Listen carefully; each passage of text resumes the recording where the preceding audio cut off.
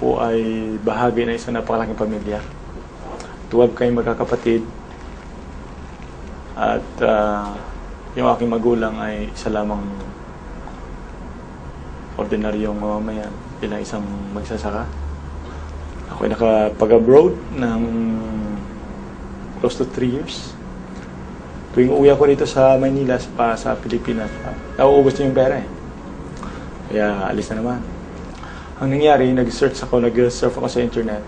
I came across with V-Mobile. Simula, wala kayong bahay. Nagkaroon ako ng mga property sa Palawan. Yung magulang ko nagkaroon ng lote. Unti-unting nagpatayo ng kubo. Hanggang medyo unti-unting gumanda. Sad to say naman na maraming, hindi naniniwala.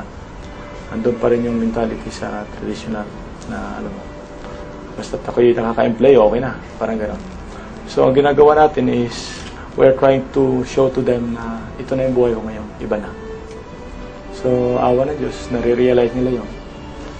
Yung iba naman ay inspire. Madaling mag-join, madaling kumuha ng franchise, pero napakadali rin ma-discourage.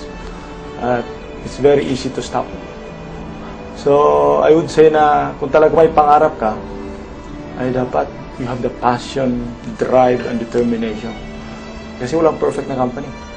Walang perfect na technology, system. Ang tanging perfect lang is yung attitude mo. Just focus,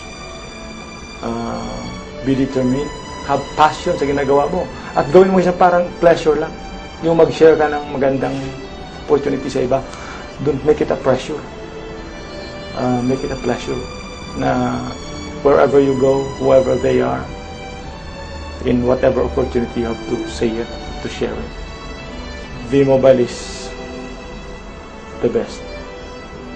Sobrang the best.